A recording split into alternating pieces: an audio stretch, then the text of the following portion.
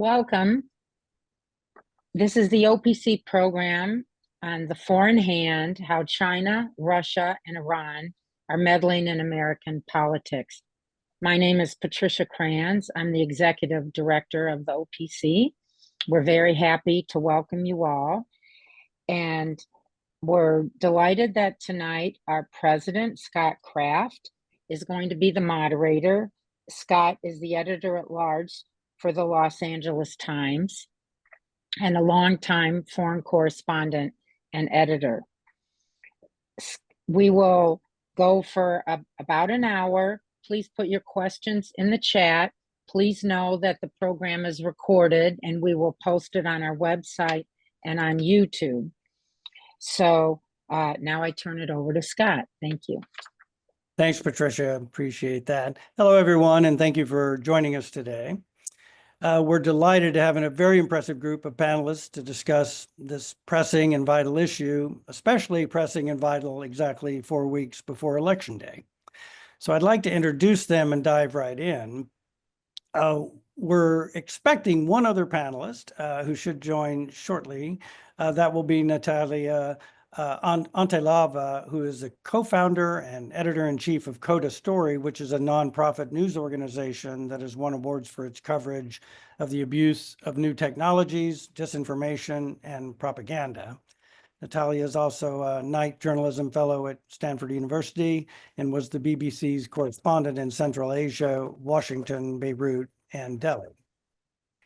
Also with us is Gordon Crovitz. He's co-founder and co-CEO of NewsGuard, which counters disinformation by identifying and analyzing Russian, Chinese, and Iranian information operations.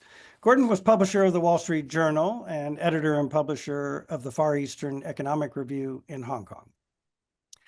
And last but not least, we have David Rohde. David is at NBC News, where he is now national security editor.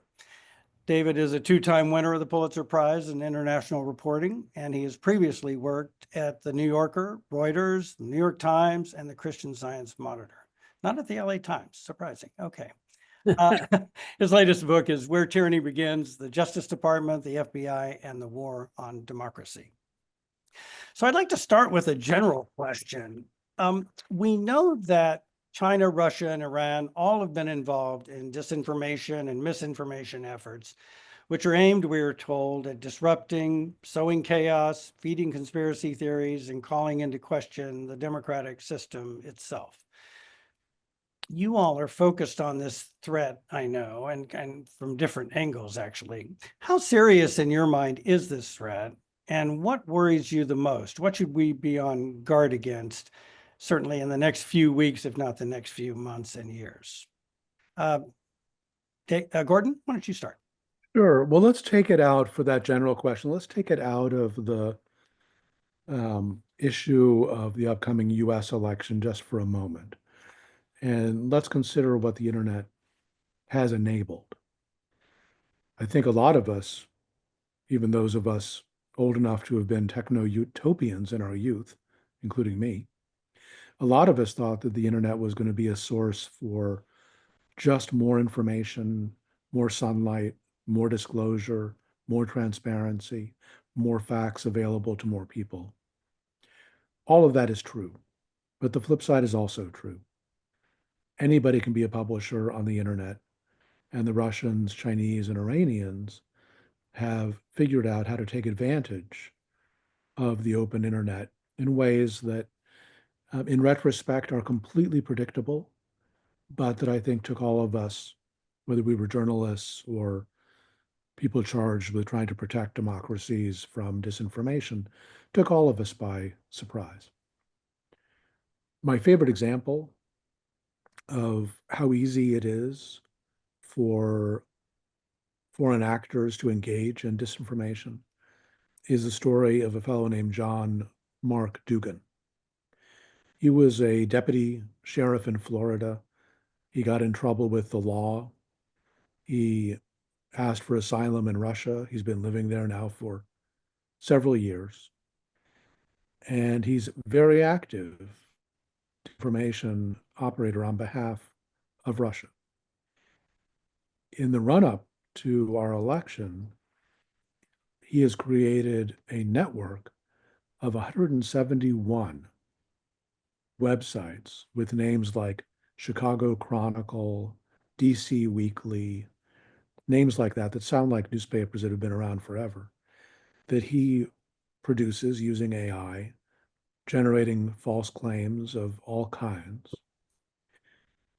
His false claim, by the way, that Vladimir Zelensky purchased an English estate from King Charles got more than 1 million views.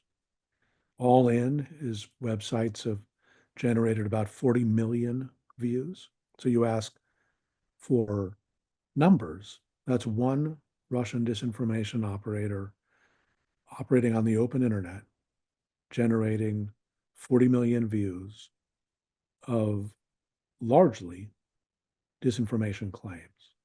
So, like so much on the internet, where the data is hidden away, in many cases in walled gardens within TikTok, within Facebook, even within Google, there are data available that give us a sense of just how tremendously successful these operations have been. And if we go back even a few years before, for years and years, the most popular news source on YouTube alternated between CNN and RT. RT, Russia Today, the Putin-backed disinformation operation, was allowed to operate freely by Google on YouTube, took advantage of the open internet. People had no idea necessarily that RT stood for Russia Today. But at the highest level, I think we have to acknowledge that Russia, China, and Iran have been sophisticated in their abuse of the open internet. They've spent an aggregate hundreds of millions of dollars to do this, and they continue to do it. And so they must think they're getting their money's worth. David? I would, I share Gordon's concerns. And I'll just speak about in the short term in terms of the election. The primary issue is our own, I think, misinformation and disinformation, the deep divisions in the countries. But what Russia and China and Iran have learned is to amplify our differences, to, drive these wedges between Americans. And as we approach this election now, about 4 weeks away, a key goal would be to undermine Americans' trust in the outcome of the election on November 5th. Simply how many votes were cast for which candidate, who actually won. Again, Donald Trump's, refusal to accept that he lost the 2020 election is primarily driving this. It's primarily a domestic issue. But it's clear that there's no better way to divide Americans, to show the U.S. as being chaotic, and most of all, to show that democracy doesn't sort of work. China for its own internal political reasons, Russia for its own internal political reasons, Iran will want to show democracies are disorderly and don't function. So we can talk about this in more detail, but my biggest concern is election day and the days afterwards. Deep fakes with fake election results, AI videos of people, stuffing ballot boxes with fake ballots, all of which, and it would be very high quality and difficult, even if it is, disproven or refuted by the press, people just won't believe it, Americans. And they've been, as Gordon said, it's taken years to get us to this point, but it's sort of a high noon, a Waterloo in terms of this complete, an internet full of unvetted information that has emerged. And now we face an election that could be directly impacted by that. Do you feel, David, just thinking of your own newsroom at NBC, what's your advice, what's your guidance to your journalists in terms of how to kind of parse or to look out for, to be on guard for, but also to identify things that don't sound right? It's interesting because I've only been in NBC for about a year, so I'm working with other folks that were here before. Report it out is what one editor here told me. We want to have, I mean, NBC is a big place, so we'll have people out, particularly in the battleground states, who can, are staying in hotels, have cards, have notebooks. There'll be TV crews also; those are harder to move, but we want to be able to dispatch someone to County X in Georgia where an alleged allegation Y is happening, and we'll call that place, we'll call federal officials to see if they have any information about it, and we'll send people on the ground to go find out what's happened. But I think, and that's our game plan, is just report it out to say there's this has appeared. If we want to say it, we don't want to platform things, we can talk about that too. But essentially to say there's a report of this happening, NBC News can't confirm it, and then try to, through calls, through reporting on the ground, have a solid answer, and take the time needed to do that. I wouldn't want to rush something and then, reverse our finding. And then there is the question of, if you do find something and identify it as disinformation or misinformation, to what extent do you report that? I think you talked earlier when we were talking about, the danger of platforming disinformation. It's a huge problem, and it depends on the prominence of who's saying it. And yeah, it's a it's a hard decision. I have changed, though, I would say, in the last month, as there has been so much sort of black and white disinformation about basic issues, what's happening in the border, what's happening in Ukraine, how much support has the U.S. given Israel, what are Haitians doing in certain towns in Ohio, that if it's become part of the political discourse, I'm more inclined now to do that story rather than to ignore it. People are seeing it. Social media is driving a large, a high percentage of Americans' news intake, and I think we'd be foolish to ignore it. And Gordon, you talked about the sophistication of some of these efforts. Can you talk a little about what NewsGuard is doing, what it can do, what it does for people who don't know what NewsGuard does? Yeah, so NewsGuard does two things. We use apolitical criteria of journalistic practice to rate the trustworthiness of news sources. We rated about 30,000 news sources, websites, social media accounts, YouTube channels, etc. And we also maintain what I think is the largest database of provably false claims that are spreading online. And we do this with journalists. Our analysts are all trained journalists. And for example, our team that looks after Russian disinformation has identified it's just under 800 malign sources, as we call them. Those are everything from RT and Sputnik to YouTube channels that we know are being run by Russian agents, to other accounts that we understand are doing the Kremlin's work. There are only about 800 of them. So our team actually is able every day to review those websites, social media accounts. They understand those environments like a overseas correspondent would. And when they see a new narrative, a new claim, they ask, I wonder if it's really true that Vladimir Zelensky bought an estate from King Charles. I wonder if it's true that he bought a Tuscan villa from Sting. I wonder if it's true that he bought 2 yachts. I wonder if it's true that he bought Hitler's favorite Mercedes. That one, by the way, was published last night. So our team of analysts are on top of these issues.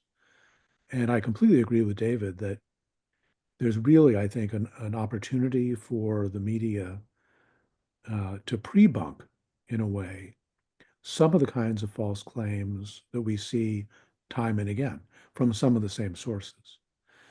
And there's all kinds of data that say that people really don't want to share claims that are not true. Uncle Willie doesn't want to be sharing crazy conspiracy theories if he understands that they're not accurate. But of course, it's become very difficult in the information environment we're all living in. Very difficult for NBC or any individual media outlet to be able to correct everything. But I think it's doable, and I think while it can seem intimidating, the scale of social media and the scale of outlets like TikTok and others, that the media has a very important role to play in identifying false claims, identifying bad actors, pre-bunking particular claims, identifying sources as backed by who they're backed by. I think there's a lot more of that that can and should be done. I think Bill Holstein asked a good question in the chat, but before on TikTok, but before I get to it, I wondered if either of you felt that there are so many fact check websites and outlets now, and speaking of the information environment being very crowded, do you have any sense that there's a little bit of fatigue? And because it wasn't that long ago that there were really just one or two, and people knew, oh, go to that one, and then you can tell your uncle that thing he's spreading is not true. Now it's a little bit harder, and people have to then assess those and their credibility. I just wondered if that's a challenge. I think we're better off with more efforts in this area. Having said that, one of the biggest challenges that we faced at NewsGuard in doing this kind of work was, how do we make ourselves trusted? What are we partisan on one side or the other? Do we have some agenda? Are we unfair to one side or another? So we have very strict rules of apolitical activity. We cite all kinds of authorities. When it comes to fact checking, actually, I think we may be a little bit unusual. We only deal with what we call provably false claims.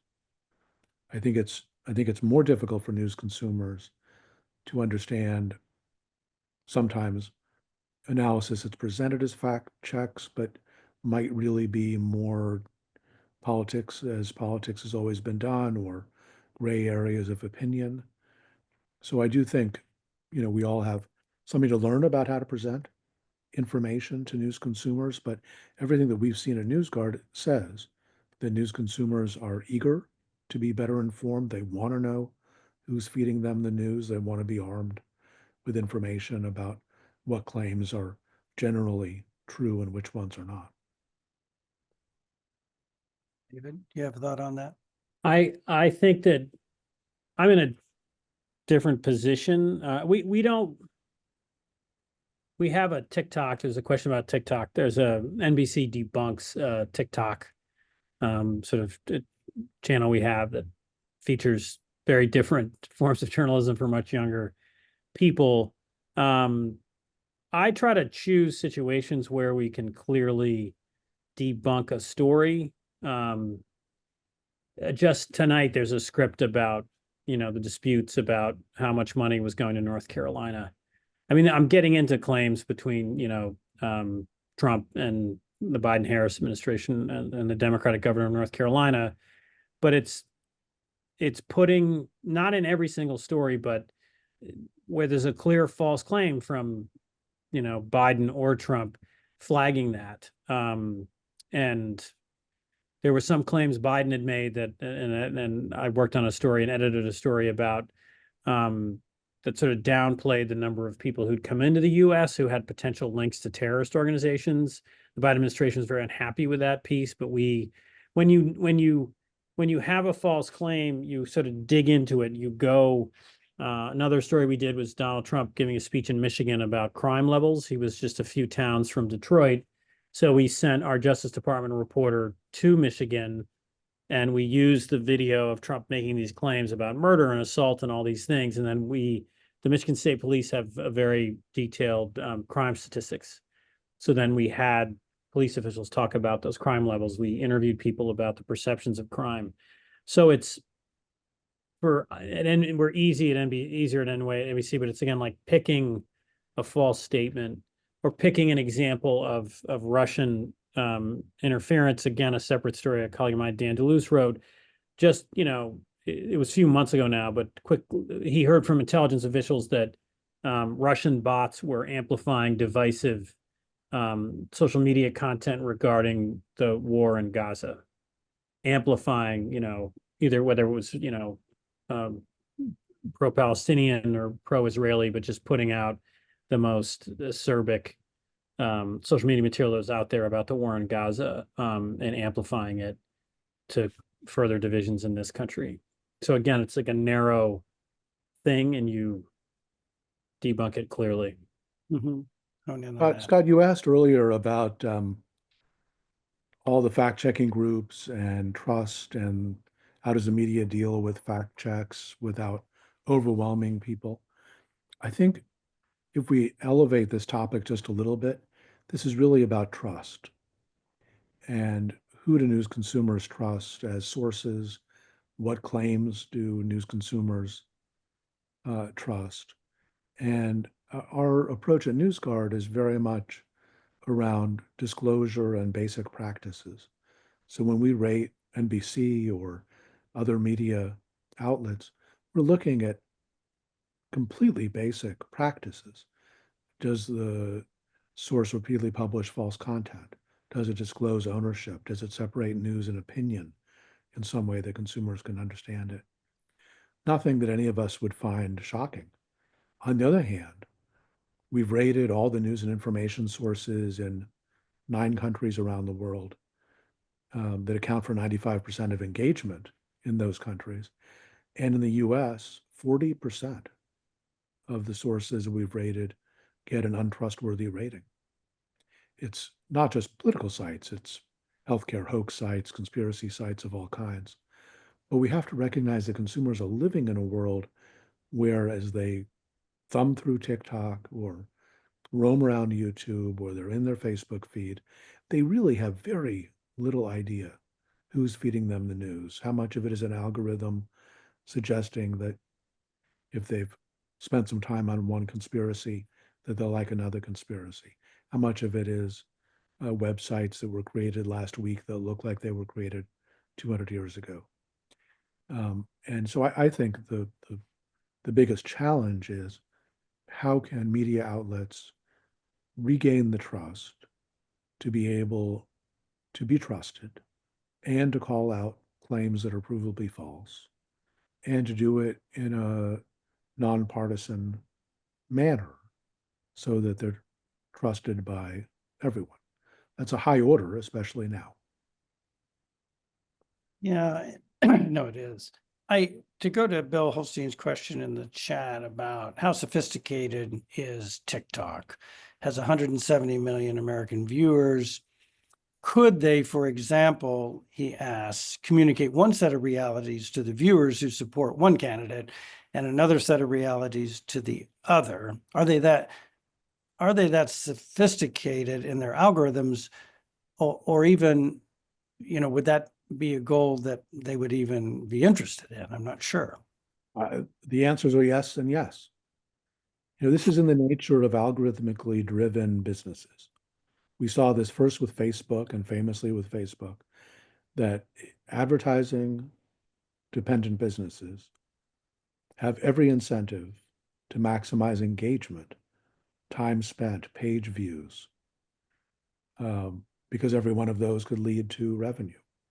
And the algorithms may or may not be programmed politically in a partisan way, but they are absolutely geared to maximize engagement.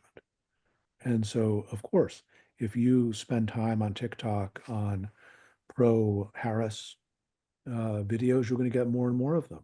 Likewise, on the other side. That's in the nature of the algorithm. So when we say that we live in bubbles, we most certainly live in bubbles. And that's the design of so much of social media. Would you say that TikTok does it have a mission that way, or is it just the incentives that are set up by the algorithms make it so? We did a report not too long ago about YouTube where we tested typical users. And the question we asked was, how likely is it that somebody on TikTok will encounter misinformation on a topic in the news in the first couple of hours that they're using TikTok that day? And the answer was 20% of the time. It's not 80% of the time, but it's 20% of the time. If David had a reporter who was accurate only 80% of the time, he'd be concerned. I had the chance to ask the then COO of YouTube. I asked her at a public conference, I said, it looks like 20% of the time somebody's getting information on some topic in the news. At that time, it was COVID and Ukraine. I said, 20% of the time they're getting false information from TikTok. And I asked her, is that what you're shooting for? Are you shooting for 20%? Would you rather have 10%? What's your goal? And she did not answer my question. So, Scott, I can't answer your question about motive or intent or what they think is reasonable. But I think those of us who expect something closer to 99.9% reliability than to 80% reliability are rightly aghast at what social media has done to the information environment. Did you apply that analysis to X or Twitter? We have done different versions of that with Facebook, with X. I would say none of them does well. Yeah. David? And I just as the father of a 14-year-old and 10-year-old girls, boys, doesn't matter. Two girls in my case, but the influence of TikTok is just, enormous. For a generation, it's a primary source of information.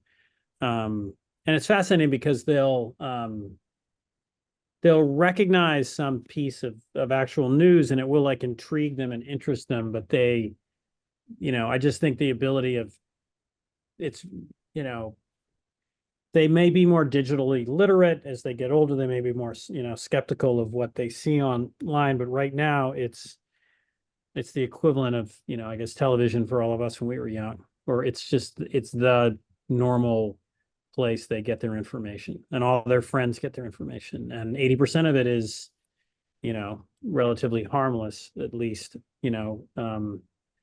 So, and I'll bring it up now because it's somewhat in the questions, but to me, the big issue is Section 230 and the fact that none of these platforms face any financial or, penalty or liability for all of the content they're posting. I mean, you mentioned, I only thought it's because Gordon talked about, firing a reporter who's only right 80% of the time.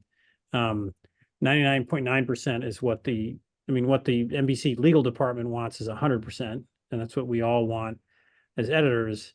And that is because, NBC, the Wall Street Journal, you all know this, can be sued for defaming people.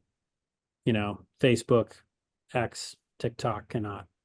And I understand that, that not having that exemption was, adopted decades ago to help these platforms grow, but it just seems like an obvious way to at least create a cost to putting up false and defamatory information that just doesn't exist now for these platforms. Yeah, Mike. You're not going to get any disagreement on this topic between me and David. And I'm not and we've got journalists who are watching this, but look, it's not perfect. Only rich people have the money to sue NBC News. It doesn't really help average people who are defamed, but we have lawyers reading our stories. We reach out to everybody for comment, and that's because we're professional journalists, but it's also because, a libel suit can be a massive financial blow to a journalistic organization, and it does deter us in certain ways. It slows us down, and that's good. And it's up to the courts. I don't want to see some, U.S. government truth commission deciding what's defamatory and what's not. Let it be fought out in the legal system. Yeah. The way I think about this issue is, one, I understand why in the mid-90s, Congress and the Clinton administration didn't want to create liability for the internet. We were just moving to the commercial internet. It was not very well understood. We're now almost 30 years later, and we can definitely see what happens when you immunize a complete industry from basic common law tort liability. If you immunize somebody from liability, they're going to act as if they're immunized from liability. If you say you're not going to be held responsible, they're going to behave irresponsibly. That, we should have realized that at the time. We certainly realize it now.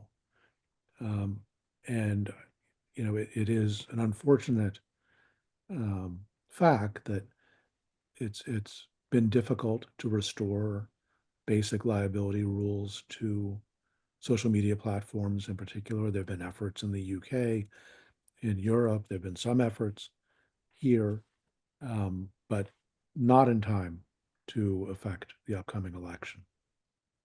If we think about, that's really interesting. When we think about foreign disinformation, there's a question in the chat about asking how much of the success of foreign disinformation is due to certain segments of American society's desire to believe facts that support their own prejudices and beliefs. And I would also add that when you're talking about defamation, of course, that is absolutely true, but a lot of these are more subtle, if you will. You couldn't, even if there was a law that covered these social media outlets, the kind of more sinister foreign involvement are things that are not quite defamation, I wouldn't say. It doesn't seem like, but I'd be interested in your take on that. They're actually, the more frightening ones are the ones that sort of say things that could plausibly be true, even if they're not, and they're not. Well, let's take a recent real life example of a piece of video that was highly produced, was meant to be highly persuasive. This happened to feature a claim that Kamala Harris was guilty of a hit and run of a young woman in California some years ago. And there was an AI enhanced actor, as I recall, who played the victim, who claimed that Kamala Harris had hit her in an accident, then escaped. This spread widely on social media, egged on by foreign sources. Could Kamala Harris sue for that? Even New York Times against Sullivan leaves open the possibility that knowingly, maliciously creating a news story and publishing it could lead to liability for libel. The problem is that was not aired on NBC, right? NBC would, of course, would not have aired it, but had NBC aired it, then somebody might have thought about suing for it. It ran instead on social media platforms where people are now very well trained to imagine that there's no potential liability and that they are immune. And to what extent, that's a good point, actually. To what extent do you think that foreign disinformation kind of plays into the already divided America? People have already made up their minds, and so they pick and choose the things that support what they and are not support what they already believe and are not open to kind of discussion, civilized discussion on it. David said earlier, sorry, just be very brief to quote you. Sure. David, you said earlier that we are a divided people. We certainly are. That's made the work of malign actors so much easier. It's so much easier to push the windows in both directions. But I think the more significant fact is that the open internet enables interference by foreign malign actors in a way that is unprecedented. And so even if we can imagine a time when we are less divided, the potential for foreign influence is going to remain. Technology has created it. That genie's not going to go back in the bottle. We're going to have to find some other solutions. And I think, I mean, it's been an old, um, they've gotten more sophisticated, I think, in the foreign interference, and they've figured out ways of that it's far easier to just exacerbate our own divisions than trying to create new ones. And it's cheap and efficient, and it costs a lot of money, but you can just use bots to amplify certain things and do it very effectively. There was the recent case of Justice Department indicting 2 RT employees, which had opened this company in Tennessee that was producing, and there were sort of, it seems, unwitting Americans who didn't realize they were working for the Russian government by sort of pushing out this sort of divisive content. And that's just a whole new level of sophistication. There's indications that there's more operations like that. If you're ranking the 3, again, Gordon knows this, but Russia is by far the most aggressive and sort of sophisticated in pushing disinformation. They are, trying to aid Trump. This is all according to U.S. intelligence officials and Hurt Harris. Iran is trying to undermine Trump. They're less sophisticated than Russia, but still trying in their own ways to push narratives that will hurt Trump or amplify them online. And it's very interesting. The Chinese are sort of focused more on local races. There was an extraordinary case with Governor Hochul in New York. An aide to her was actually indicted for spying on behalf of China. And a big part of the agenda there was simply pushing for Chinese interests at the state level. It was trying to get less of Taiwan's perspective being, presented to policymakers in the state of New York, not so much in the national government. And the Chinese are sort of sitting out this election, this presidential cycle, but playing a long-term game in terms of influencing and collecting intelligence on state governments. So it's extraordinary what's happening. Iran is exactly as David says. Iran is catching up to Russia in some of its techniques. They recently were found to be behind a website called Savannah Time. Sounds like a old newspaper in Georgia. It's not. It's created by the Iranians to look like an old newspaper in Georgia. And as David said, it pumped out news stories critical of Trump, very much like the Russians' sites pump out articles critical of Kamala Harris. The Chinese are interesting, as David says. They're probably a little bit more focused on old-fashioned spycraft and corrupting of our officials, which is a time-tested method for other countries. But there have been times when they have taken a page out of the Russian book. You may recall at the beginning of the Russian invasion of Ukraine, one of the justifications that the government in Moscow gave for the invasion was saying that they had that there were U.S. bioweapons labs in Ukraine, and therefore Russia had to go in and do something about them. There were not, of course, U.S. bioweapons labs in Ukraine. One of our China analysts was surprised to see a highly produced video story on the website of China Daily, one of the Chinese Communist Party's publications, claiming that there are U.S. bioweapons labs in Kazakhstan, the purpose of which, according to Chinese disinformation, was to develop a virus to be injected into camels who migrate from Kazakhstan into China, and in that migration and the infection, harm Chinese people. This was beautifully produced, entirely made up, but a similar theme to the ones that the Russians have used to great effect, that the U.S. operates bioweapons labs. So I think uh, the Russians have been at this the longest. They've been at it well before the internet. Some of you may remember the claim that the US government created AIDS, HIV/AIDS. That started in a newspaper article in English in a newspaper in Africa, written by a Soviet agent. So the Russians have been at this, a good long time.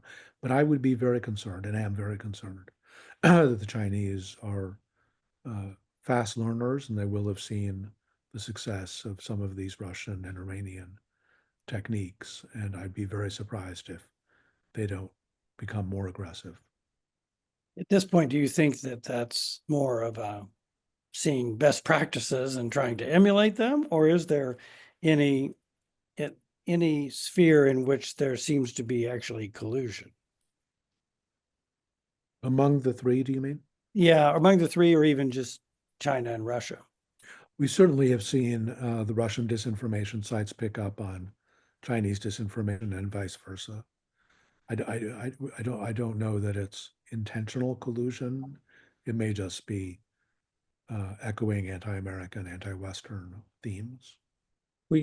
My colleague Dan DeLuce, I mentioned earlier, covers the intelligence community. He asked a U.S. official about this recently, and there's no clear evidence that the three countries are colluding together. They're acting independently. I think, picking up methods from each other, but there's no evidence of that. I had one counterintuitive point I wanted to make. Sure. Some of my younger colleagues, Brandy Zadrozny's, an amazing reporter at NBC who's done a terrific job covering disinformation for years. I mean, she wrote about the Tennessee Company and the Russian, effort. But a lot of the videos that company, again, these are the sort of unwitting Americans who are producing Russian disinformation, don't even realize they're working for Russia, but that lots of them didn't get that many views. There's a school of thought where there's a lot of effort going on, but, and is this really having an effect on the American electorate? It's very hard to know that, but when I have younger colleagues look at some of the numbers, they're not sort of blown away. A certain tweet gets, reposted, 100 times. But I don't, Gordon would know more than me on this. I think there are definitely some themes, especially that the Russians have promoted, where they've made some impact.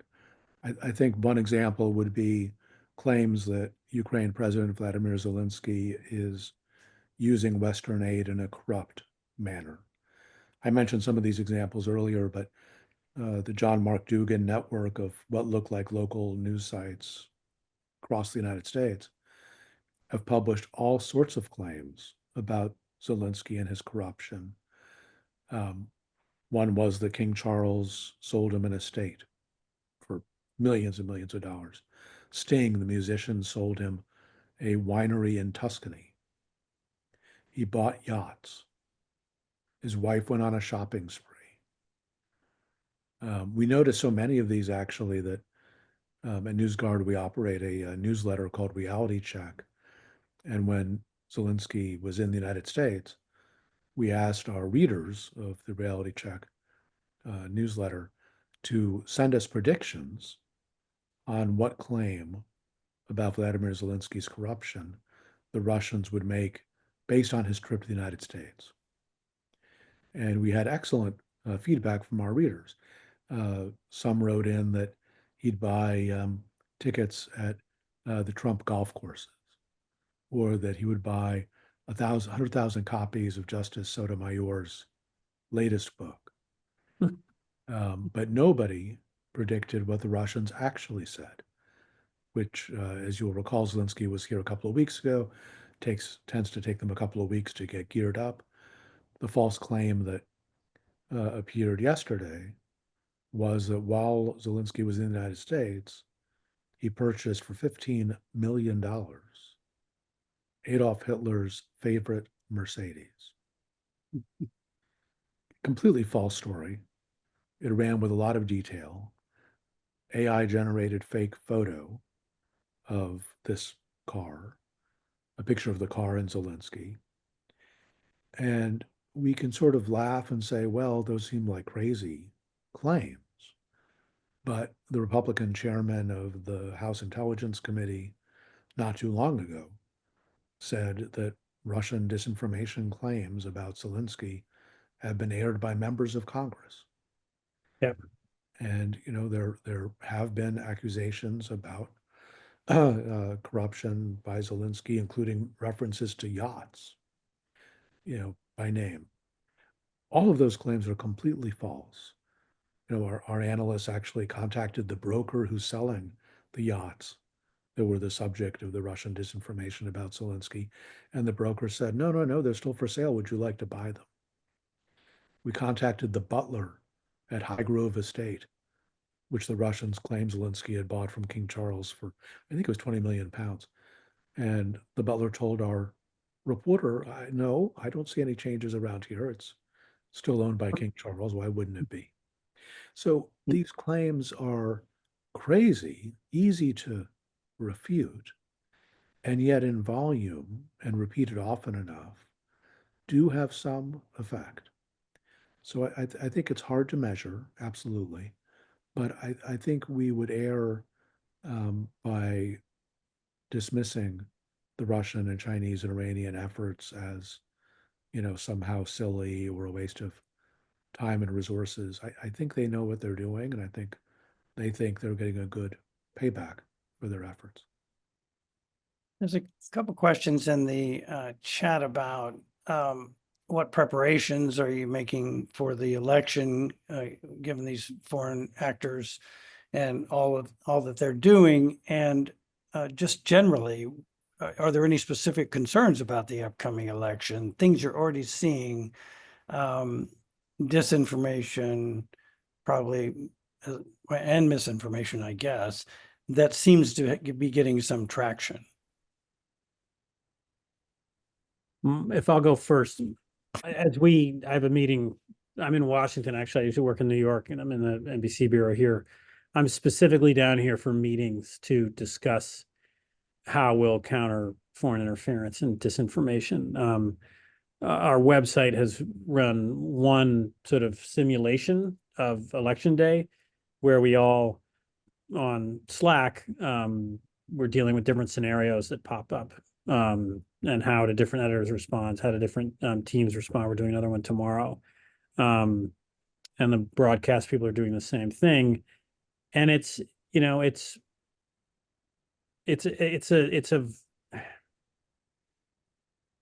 that we're unable to quickly, shoot, that there's a very, well done, sophisticated AI video that shows ballot stuffing, that shows the kind of, corruption that Americans fear based on our own political culture today. But it's a very compelling evidence audio of a phone call, where Joe Biden is saying, this or that, or Donald Trump is saying this or that.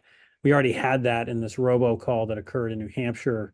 If you remember, that was a Democratic Party activist. And it's that we can't refute it quickly, that the federal agencies I've talked about, there's a deep hesitation in the Biden administration to be seen as, the arbiter of truth or declaring something foreign interference. And I understand there are concerns about that politically. The current plan is for regular phone calls every few hours with CISA, the main agency that, deals with internet security, CISA.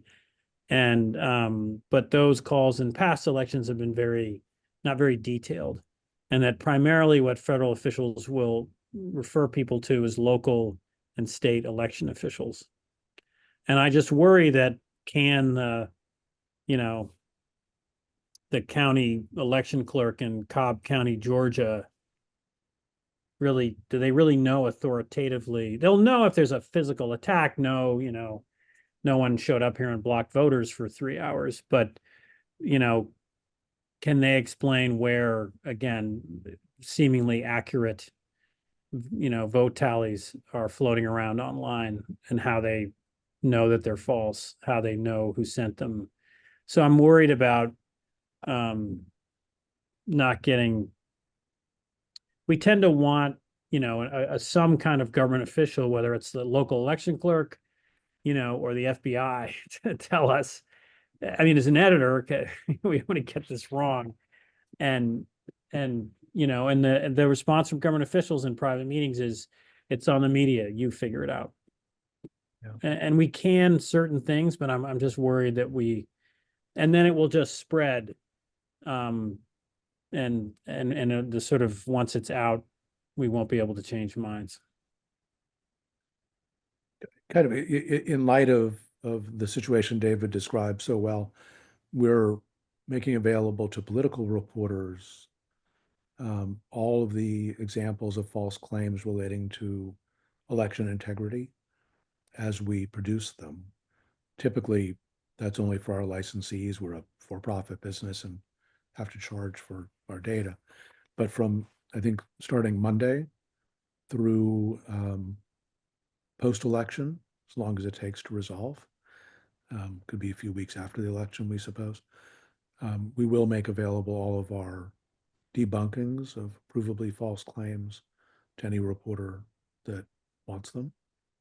And that, at least, David, we thought at least gave the media an independent third party to source for some of these claims as a way to take some of the pressure off of the journalists. What about things like, I mean, that can help in a lot of cases, but what about things like a county election official taking a video with her camera of what she thinks are just something, ballots being destroyed, or he thinks are ballots being stolen or spoiled or something like that? That's the kind of thing that, I mean, it's easy, probably. It's definitely easy in my newsroom, probably in yours too, David. That one we, would wait for verification. But there could be just an onslaught of things like that on the night of the election, or in that kind of critical period, a few days after, or maybe weeks, as you said, Gordon, that it might take for a winner in the national races to be announced. What do we do? How do we combat that? How do we deal with that? Not so easy. And Scott, I think what adds to the problem, we saw in 2020 examples of video that was hard to interpret, for example, but that was really before the AI enhanced internet that we now have. And the cost of creating really persuasive images, video, audio, cost has come down so much, and the software is so good that I anticipate, we're going to get examples of, what look like really significant issues, probably on both sides, that turn out to be AI generated, that are not impossible yet, but difficult to identify as AI generated. We use a ton of tools, I'm sure NBC does as well, to try to identify AI generated content. But the machines are getting better and better and harder for humans to be able to know, is this real or is this AI? David, go ahead. And one thing we're trying to do is just do stories about how it will not be surprising if we don't know who's won the presidential election on election night. That's simply because Pennsylvania, the most important state in this year, didn't change its counting rules. They will not start counting mail-in ballots in Pennsylvania until after the polls close. Other states have already started counting them. And so that simple logistical reason is why we might not know on election night. And don't be alarmed, viewers and readers, if you don't see a result that quickly. And then other stories about just reporting about these kind of things, these deep fake videos, debunking them, the TikTok debunking effort that we have as well, just so that people, and I look, I think that it's what, was mentioned earlier about people not wanting to spread false information. I think people, when they see this stuff, they sincerely believe it. And if we can, explain and expose more of this, how this happens, what the goals are of other countries, to get people to kind of hesitate, and to not jump to conclusions, and to understand it might take some time, or just something we're doing as well. And an excellent Jane Tim, who's a very strong writer for NBC News website, very good on election things and conspiracy theories, is just explaining some explanatory pieces on, here's how counting works, here's how certification works, here's what the role of a Secretary of State is, here's what the role is of election observers from both parties that are in all these polling places.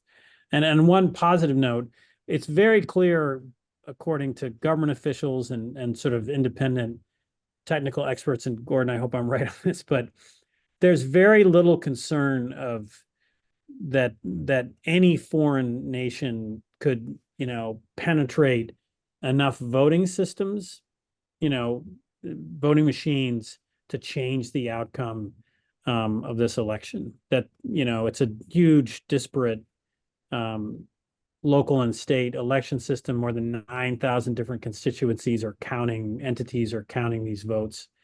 And it's there have been improvements in the cyber security of voting machines and the use of paper ballots as backups. So we don't expect that to be an issue. And if there are reports of machines being taken over, I feel comfortable advising my reporters to say there's, those in the past, government officials and, independent experts have said this is unlikely. So we're not sure if that claim of, a hacking of a voting machine that's, being made on social media is true. Gordon, I think you answered, Von Murray asked about how can reporters access the debunking tool. That answer might have just gone to the host and panelists. Do you want to say what that is? Yes, just write to me, and I'll add you to the list. Gordon.Crovitz at newsguardtech.com. Okay, that sounds great. Well, I think we want to end it there. I thank you both very much, and especially David, for you ending on an upbeat note at the end. Thank you. I was going to bring up a question in the chat about what if power goes out in Pennsylvania, but I think that was a rhetorical question. It will come back on eventually, is what we will. There you go. And there will be, and it's important for election public officials to be transparent and say, we are extending voting hours. Say that immediately. Transparency. Yeah, yes. I think transparency is going to be very, very important. And it goes beyond the scope of foreign actors intervening, but it's really, it could happen anywhere. Disinformation and misinformation, domestic as well as international. So thank you very much, Gordon and David. Appreciate it. It's been very nice to spend time with you. Thank everyone for joining. And Thanks to the OPC. Take care. Thank you.